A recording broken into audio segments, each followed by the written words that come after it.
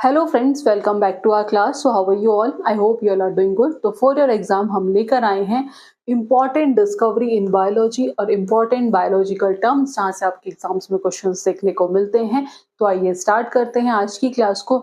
I hope आपने सारी पुरानी क्लासेस देख ली होंगी। अगर नहीं देखी है तो आप जाकर देख सकते हैं, जिसका लिंक आपको डिस्क्रिप्शन बॉक्स में मिल जाएगा, क्योंकि आपके एग्जाम्स के लिए सारी क्लासेस ही इंपॉर्टेंट हैं। तो आज की क्लास में भी हम इम्पॉर्टेंट डिस्कशन करने जा रहे हैं जो कि डिस्कवरीज पर है। तो स्टार्ट करते हैं। और यहाँ से आपके एग्जाम्स में क्वेश्चंस आए हुए हैं, तो वही डिस्कवरीज ली हैं, वही इंपॉर्टेंट टर्म्स पर हम डिस्कशन करेंगे जो आपके एग्जाम के लिए इंपॉर्टेंट है। तो क्लास को एंड तक देखिएगा।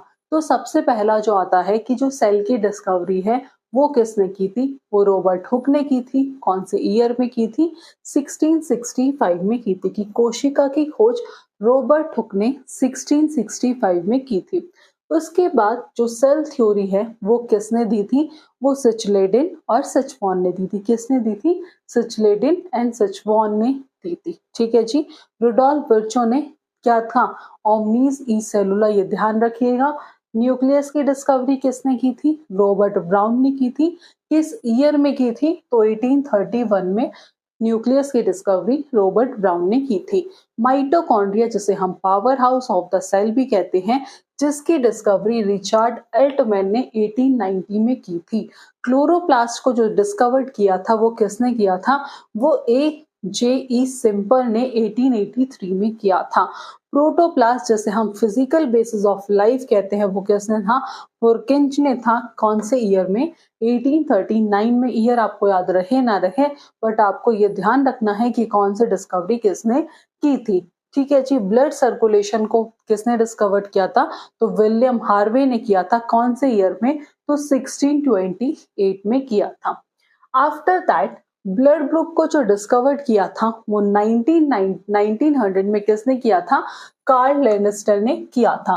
डीएनए को किसने किया था? DNA was discovered by Friedrich Miescher ने इन 1869 में। ठीक है जी। डबल हेलिकल स्ट्रक्चर, जो डीएनए मॉडल था डबल हेलिकल स्ट्रक्चर, वो किसने किया था? वो वॉटसन और क्रिक ने किया था। ये पूछा भी गया है। कौन से ईयर में? 1953 में। लॉ ऑफ इनहेरिटेंस, ये किसने दिया था?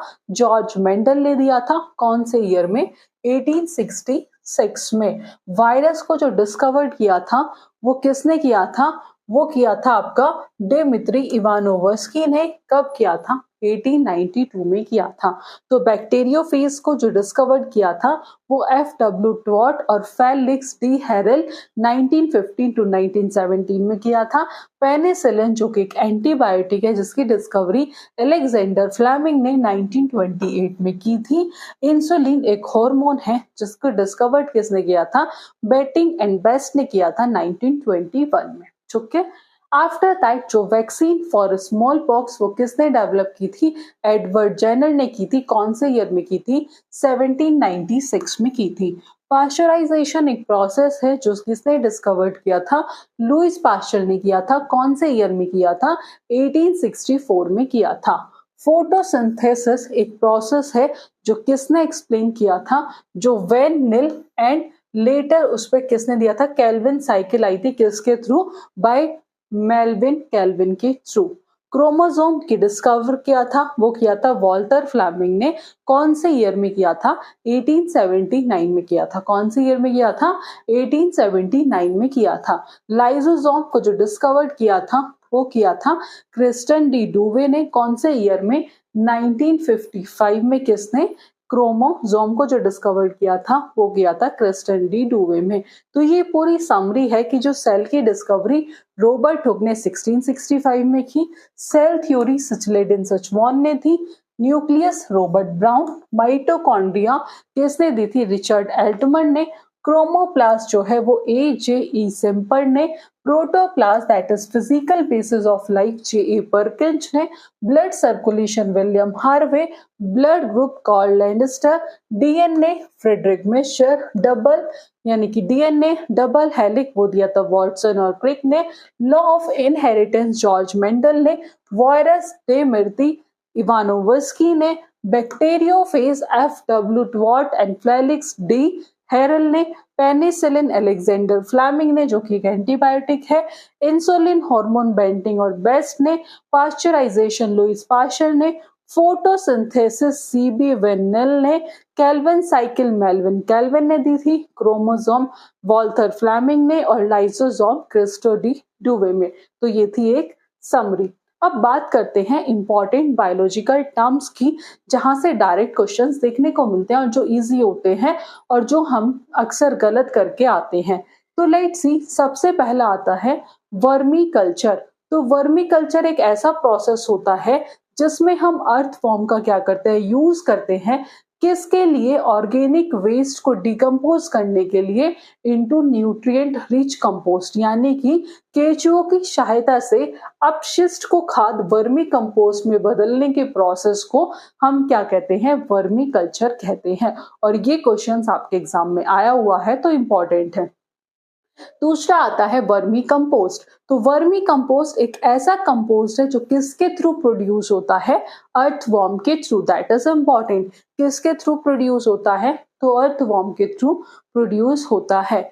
एपीकल्चर, एपीकल्चर क्या होता है, रियरिंग ऑफ हनी बी, किसके लिए, शहद और वैक्स के लिए, मधुमक्खियों का पालन किसके लिए, शहद और मोम के लिए, जिसे हम एपीकल्चर कहते हैं, जिसे हम मधुमक्खी पालन कहते हैं।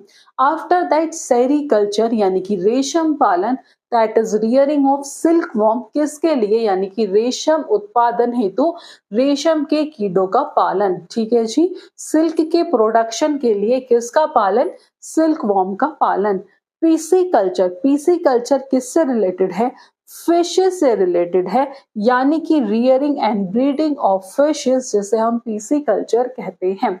हॉर्टिकल्चर, यानी कि हॉर्टिकल्चर जो किससे रिलेटेड है, जो रिलेटेड है आपका, यानी कि फ्रूट्स, वेजिटेबल्स और ऑर्नामेंट प्लांट, यानी कि फलों, सब्जियों और जो सजावटी पौधे होते हैं उनकी खेती को क्या कहते हैं, हॉर्टिकल्चर कहते हैं।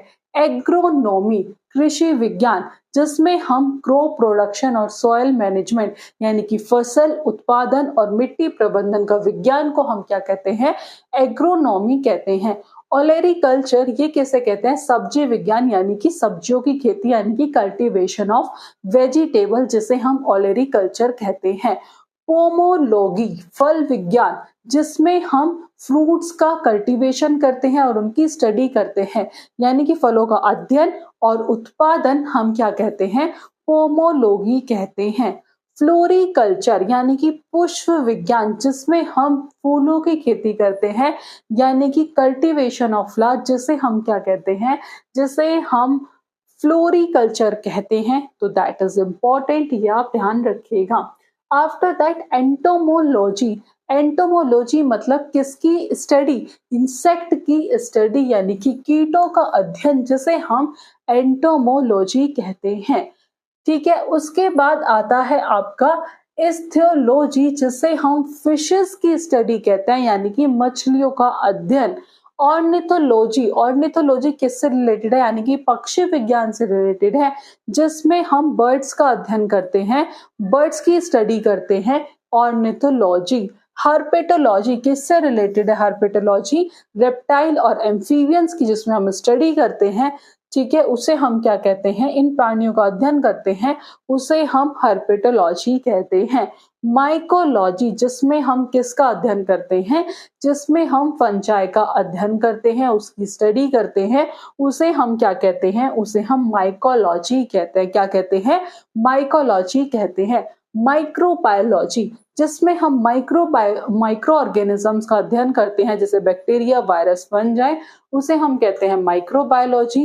साइटोलॉजी, जिसमें हम सेल के स्ट्रक्चर और उसके फंक्शन के बारे में पढ़ते हैं, उसका अध्ययन करते हैं, उसे हम साइटोलॉजी कहते हैं।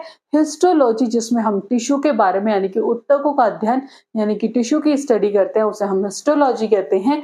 इकोलॉजी जो है, जिसमें हम रिलेशनशिप पढ़ते हैं, किसका, ऑर्गेनिज्म और एनवायरनमेंट के बीच में क्या रिलेशन है, यानी कि जीवों और उनके वातावरण के बीच में संबंध का अध्ययन, उसे हम इकोलॉजी कहते हैं।